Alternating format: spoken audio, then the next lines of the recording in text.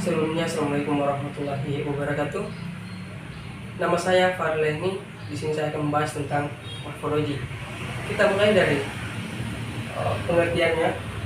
Morfologi adalah salah satu cabang linguistik atau ilmu bahasa yang menyelidiki seluk-beluk struktur internal kata dan pengaruh perubahan struktur tersebut terhadap arti dan golongan kata. Dan juga morfologi mempelajari bagaimana unit-unit kata atau makna atau bagian-bagian kata dapat diatur dalam suatu bahasa. Proses morfologi. Proses morfologi adalah proses pembentukan kata-kata dari satuan lain yang merupakan bentuk dasarnya. Dalam bahasa Indonesia terdapat 3 proses morfologi, yaitu proses pertumbuhan atau afiks, proses pengulangan reduplikasi, dan proses pemajemukan atau majemuk. Baik, kita masuk pada macam-macam proses morfologi. Yang pertama, ada proses pembubuhan atau afiks. Masuk pada bagian-bagian dari afiksasi. Jadi afiksasi itu terdiri atas 5 bagian. Yang pertama ada prefiks awalan, contohnya ber, me, pe, per, di, ter, ke, se. Yang kedua ada sufiks, yaitu akhiran, contohnya kan, an, i. Yang ketiga ada infiks, yaitu sisipan. Yang keempat ada konfiks, yaitu kombinasi dari prefiks dan sufiks. Yang kelima ada simulfiks, contohnya memper, datarkan. Kita masuk yang kedua bagian dari morfologi, yaitu komposisi atau pemajemukan dalam bahasa Indonesia. Komposisi adalah proses kata pemajemukan. Kata majemuk ialah gabungan kata dasar yang telah bersenyawa atau yang sudah membentuk satu kesatuan dan menimbulkan arti baru. Menurut Alice Jahbana 1953. Kita masuk di bagian ketiga, yaitu pengulangan atau reduplikasi. Reduplikasi atau pengulangan adalah suatu gramatik, baik seluruh maupun sebagian, baik variasi fonem maupun tidak. Hasil pengulangan itu merupakan kata ulang, sedangkan satuan yang diulang merupakan kata dasar. Masuk pada pertemuan ke-9 tentang compound word. Jadi compound word yang kita ambil dalam bahasa Indonesia serupa dengan kata majemuk, merupakan gabungan dari beberapa kata yang membentuk suatu kata baru dengan makna yang berbeda pula. Baik, kita masuk pada pertemuan ke-9 tentang compound word. Jadi compound word yang dalam bahasa Indonesia serupa dengan kata majemuk, merupakan gabungan dari beberapa kata yang membentuk suatu kata baru dengan makna yang berbeda pula. Adapun kind of compound words terbagi atas 3. Yang pertama, open compound word, yaitu merupakan gabungan dari noun atau adjektif yang membentuk satu kata baru. Yang kedua, ada closed compound word, yaitu merupakan gabungan kata yang dituliskan menjadi satu alias tidak terpisah. 3. Hyphenated compound word adalah di mana hyphen atau tanda kutip 2 digunakan untuk menghubungkan kata yang berbeda. Kita masuk pada pertemuan ke-10 tentang reduplikasi dalam bahasa Inggris. Reduplikasi atau pengulangan merupakan proses pengulangan kata atau unsur kata. Reduplikasi juga merupakan proses penurunan kata dengan pengulangan utuh maupun sebagian. Adapun jenis-jenis reduplikasi dalam bahasa Inggris. Yang pertama, reduplikasi penuh. Terjadi pengulangan kata dasar secara penuh seperti kata bapak-bapak untuk menyatakan banyak. Yang kedua, reduplikasi fonologis, yaitu pengulangan yang mengalami perubahan pada fonem tertentu pada kata dasar yang diulang. Misalnya pada kata bahasa Inggris, need, not. Oke. Yang ketiga, reduplikasi parsial, yaitu terjadi pengulangan pada bagian dari kata seperti pengulangan pada suku kata tertentu. Misalnya laki-laki menjadi lelaki, mengalami pemenggalan atau transition. Kemudian mengalami proses perubahan fonem menjadi lelaki. Yang keempat, ada reduplikasi yang berkombinasi dengan proses pembuahan afiks. Dalam contoh, kemerah-merahan menyerupai warna merah. Baik, adapun perubahan identitas ataupun kategori kata dalam reduplikasi bahasa Inggris. Dalam bahasa Inggris, kata-kata yang mengalami reduplikasi ada yang mengalami perubahan kata, kategori, dan identitas.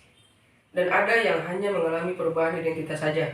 Perubahan kategori yang dimaksud adalah mengalami perubahan kelas kata, misalnya dari kata kerja menjadi kata benda. Sedangkan yang dimaksud dengan perubahan identitas yaitu masih dalam kategori yang sama tetapi identitasnya secara semantis berbeda. Dari data yang diperoleh kata-kata ulang dalam bahasa Inggris dan perubahan yang ditimbulkan yaitu pada kata bye-bye yang berarti sesuatu yang berada di bawah atau kata benda noun, sedangkan bye-bye juga berarti noun tetapi identitasnya berbeda, biasanya untuk menyatakan selamat tinggal. Adapun fungsi reduplikasi dalam bahasa Inggris. Yang pertama, sebagai alat pembentuk kata seperti yang terdapat pada kata-kata yang mengalami reduplikasi, yaitu reduplikasi penuh. Yang kedua, memperlihatkan ciri-ciri struktur kata. Yang ketiga, berfungsi menekan atau menegaskan pada kata-kata.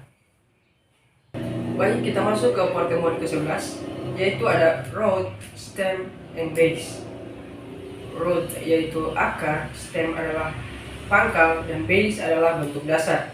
Baik, kita masuk pada yang pertama yaitu akar atau root. Akar atau root merupakan istilah untuk menyebut kata yang tidak dapat dibagi lagi atau tidak dapat dianalisa lagi, tidak dapat atau tidak ada penambahan imbuhan lagi. Akar ini selalu ada meskipun dalam bentuk berbagai macam modifikasi sebuah leksem. Contoh, walk adalah akar, dapat muncul berupa bentuk-bentuk seperti walks, walking, and walk. Bentuk kata yang mewakili morfem yang sama belum tentu memiliki akar morfem yang sama. Misalnya, bentuk kata good and better merupakan leksem yang sama, good, tetapi hanya good yang secara fonetik yang sama dengan good. Banyak kata yang memiliki akar yang berdiri sendiri.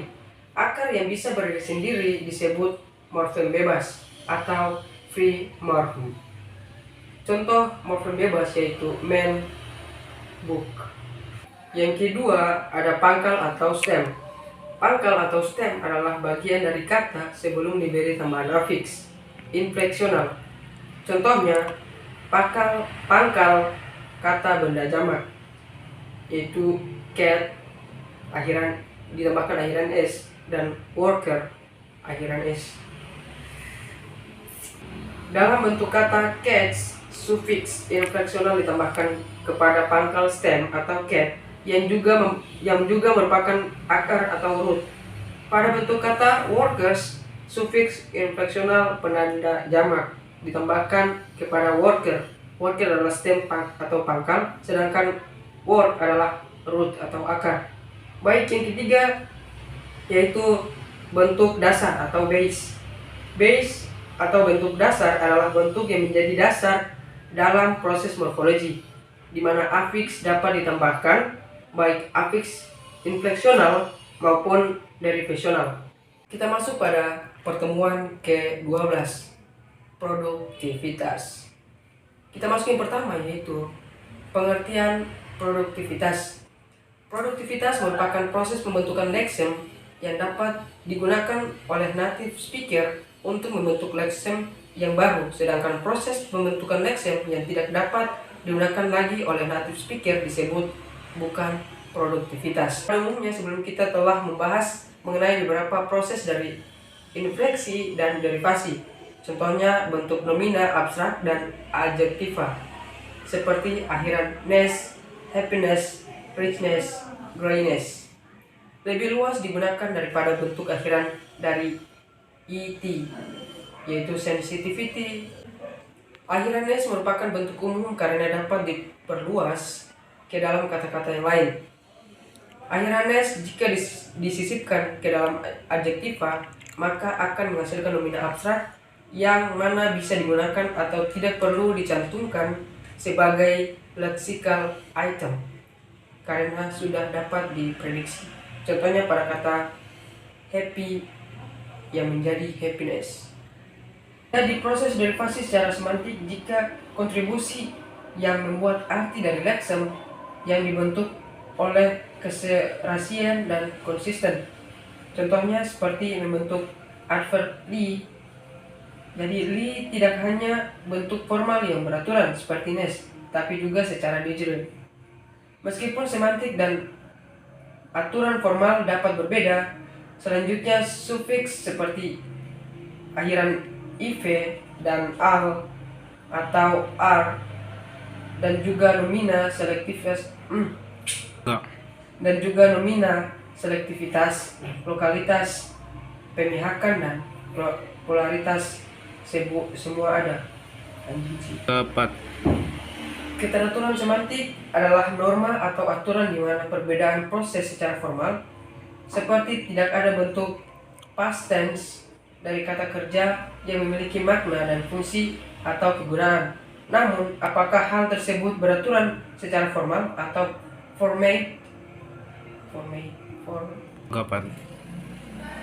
Namun, apakah hal tersebut beraturan secara formal atau kaidah beraturan atau both sang. Yang keempat yaitu semantic blocking. Semantic blocking artinya mengenai cara di mana meaning atau makna mempengaruhi derivasi. Secara intuitif sudah dibuktikan bahwa kata calf dan lamb ada sehingga perlu mencari makna yang tepat untuk kata cowlet dan sleeping. Untuk kata cowlet dan sibling. Sehingga perlu mencari makna yang terdapat atau yang tepat. Yang keempat yaitu semantik.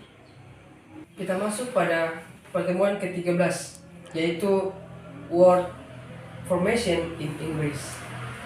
Proses pembentukan kata atau biasa disebut sebagai word formation process, yaitu proses pembentukan kata atau biasa disebut sebagai word formation process. Secara umum dikenal sebagai fenomena yang sangat dekat dengan kehidupan manusia di dunia dan dapat disimpulkan bahwa proses pembentukan kata merupakan cara untuk menyusun kata baru dari kata-kata yang sudah ada berdasarkan beberapa kaidah kebahasaan. Proses pembentukan kata bisa produktif atau tidak produktif.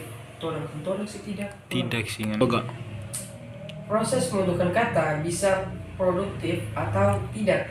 Jadi proses pembentukan kata akan produktif jika sesuai untuk digunakan dalam produksi infak. Proses pembentukan kata bisa produktif atau tidak produktif. Proses pembentukan kata akan produktif. Kita masuk pada pertemuan ke-15 atau jadi materi ini membahas tentang diotik. Terdapat beberapa linguis yang telah mencoba untuk memberikan definisi terhadap kritik. Salah satunya terdapat beberapa linguis yang telah mencoba untuk memberikan definisi terhadap kritik. Salah satunya Buer pada tahun 1988 di halaman 99. Berpendapat bahwa kritik adalah bentuk kontraksi suatu kata dengan keberadaannya yang independen. Jadi bentuk-bentuk seperti V, D, dan S sebagai bentuk kontraksi dari have, hate, has, dan will adalah contoh-contoh kritik dalam bahasa Inggris. Kritik versus affix. Affix adalah imbuhan kata yang melekat pada kategori leksikal seperti nomina, adjektiva, verb, adverb. Contohnya pada kata walked, yaitu verba, dan perbedaannya pada afiks cenderung lebih selektif dalam memilih pangkalnya, sedangkan klitik cenderung lebih terbuka. Contohnya sufiks akhiran as dan sufiks akhiran ing dalam bentuk jamak. Unsur pembentukan klitik ada 5. Yang pertama yaitu verba bantu yang menerangkan tentang banyak atau jamak. Yang kedua ada verba copula bi, yaitu linking verb. Yang ketiga genetif. Yang keempat adverbia not. Yang kelima pronomina adjektif.